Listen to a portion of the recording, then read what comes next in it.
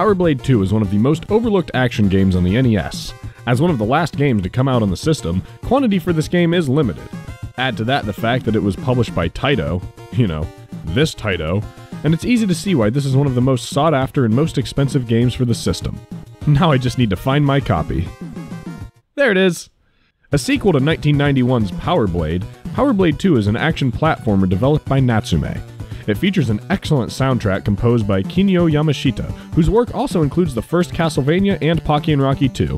The visuals for this game also have their own interesting quirks. The sprites are big, detailed, and fill up half the screen with their exaggerated animations. Look at the strut on your character. I haven't seen this kind of jazzercised confidence since the 3rd season of RuPaul's Drag Race.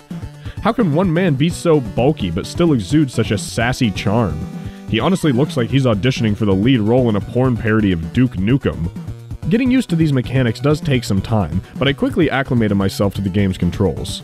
You run, jump, and shoot, just like any other NES platformer worth mentioning. Your main weapon of choice is the titular Power Blade.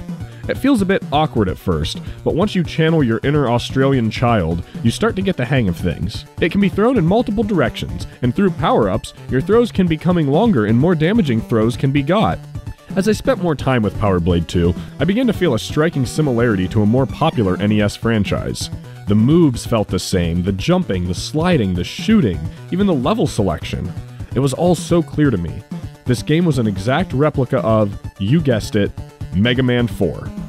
With this realization, tackling this game suddenly seemed far more manageable. However, there is an important difference between the two games. In Power Blade 2, energy upgrades are lost upon death and must be recovered. This becomes an issue in levels where the longer reach of the upgraded blade is needed to avoid taking damage from distant enemies. This puts the player in a situation where they either have to take damage or grind at an earlier point to assure that they have the necessary equipment to tackle a specific challenge. This mechanic artificially inflates the difficulty of this game by gating the player off from specific areas if they have made any mistakes earlier in the level, whereas in Mega Man 4, the player can beat the entire game using only the starting equipment.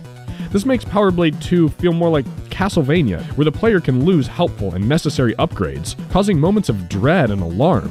Those feelings, however, don't work in a more fast-paced action game. For a slower-paced game, it's not unfair to ask a player to cautiously approach every single situation and carefully evaluate the repercussions of their actions.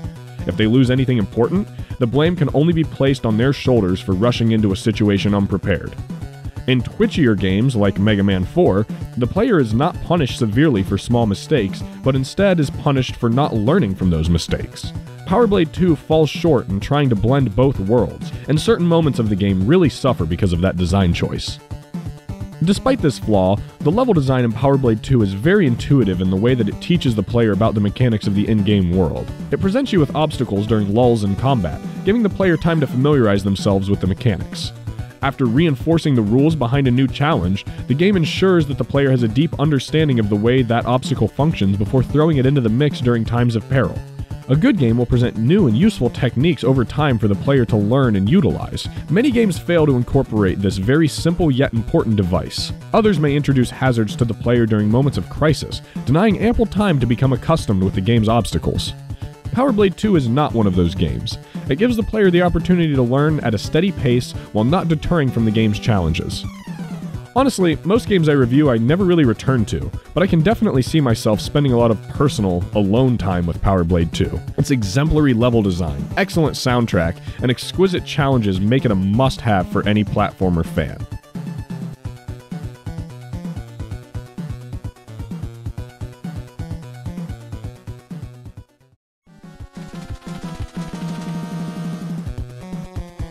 I'm pretty sure this game stole this song from Cowboy Bebop, but I'm not sure which came first, and I'm not gonna Google it either.